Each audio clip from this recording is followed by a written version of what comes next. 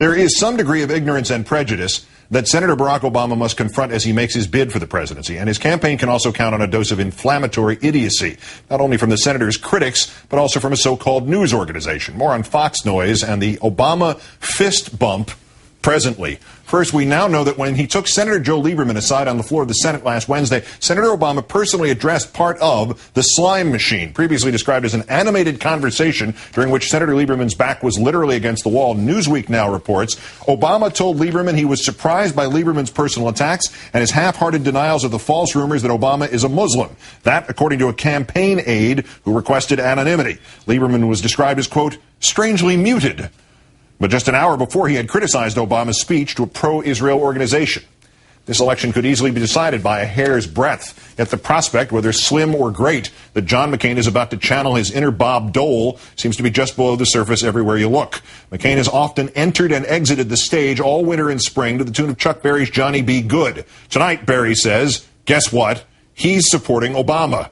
And the anti-Obama campaigning is getting more and more, well, out there.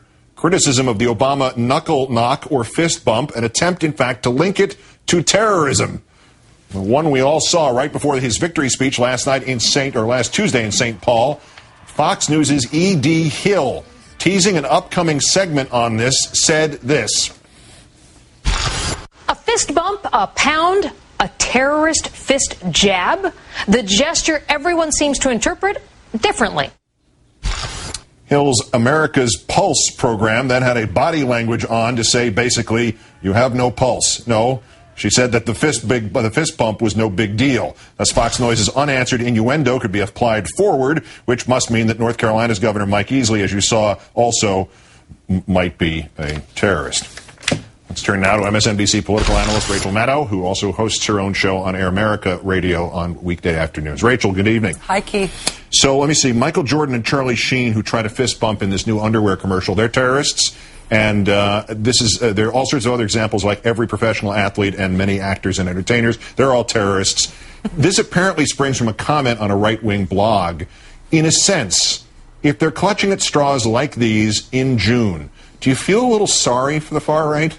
Not really. I have to say, I'm really kind of just enjoying this. That clip that you just played from E.D. Hill, I have to say, I saw that on YouTube today, and I had it almost on a loop in my office today. I couldn't stop watching it because it's actively, it's very funny. And that is kind of the glorious underbelly to what seems to be the real prospect that a lot of the ground of this campaign is going to be them attacking Barack Obama as a commie, Muslim, Indonesian, Black Panther, whatever. I mean, the glorious underbelly of all that is that it is going to result in a lot of inadvertently funny things, like the terrorist fist jab allegation. It's just, I feel like this is one of those moments of political bliss for me. But even Howard Kurtz on CNN, on reliable sources, asked the national correspondent from CBS News, Byron Pitts, who's an African-American, he asked him, is this what all the brothers do? And Mr. Pitts kept his composure and said basically, well, the younger generation, regardless of race, got what that gesture is. Is that really, I mean, the sort of evil subtext that by now we all look for behind every stupid thing somebody on the right says? Is that what this is? It's not that the Republicans want you to be afraid of Barack and Michelle Obama because they might be terrorists. They want you to be afraid of them because they might be black. They might be black. That's exactly right. I mean, you go on in that E.D. Hill and in the Fox News clip today, and they try essentially to define this as something that is unalterably foreign to the American public. Hill goes on to say on Fox that, what happened to the great pat on the back? As if that's the only physical gesture, I guess, of affirmation that's appropriate in American politics. And we're a week out of Bush doing that big awkward chest bump at the U.S. Air Force Academy in Colorado Springs. I mean, Bush has that awkward habit of putting his hands on the heads of bald men, right? There's all these sorts of weird physical gestures of affirmation that people do.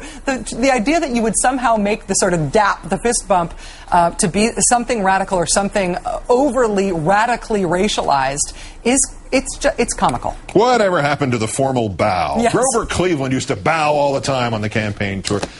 There are the dangerous outliers in this here, though, too. And again, it's that same meme of maybe that's what we're not talking about.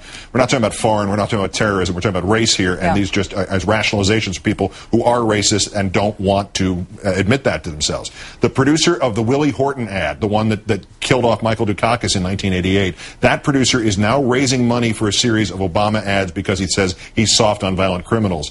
Is there something that the Obama campaign could really draw out of the Clinton operation, the war room, to just blow this stuff out of the water as it rolls in? This stuff does actually have to be taken seriously. I mean, a lot of otherwise rational Americans believe that Barack Obama might be a Muslim. They believe a lot of the radical things that have been alleged against him. This stuff does stick. And what we know is that it does need to be addressed. It can't be ignored. And one of the best ways to address it, honestly, in all seriousness, is to mock the people who are making these allegations, to not allow these allegations to be anonymous, to actually name the people who are doing them, to promote the fact that these allegations are being made, to not only rebut them, but to make villains of the people who are campaigning this way. I think that effect was effective for John McCain with the John McCain has a black baby stuff. It worked against him in South Carolina, but he used that almost as a badge of honor in his subsequent political career. So I do think that the folks who are making these sort of allegations need to be named and shamed, and I will continue to enjoy doing so whenever I frequently can. As I used to say on the radio, saving the democracy one mock at a time.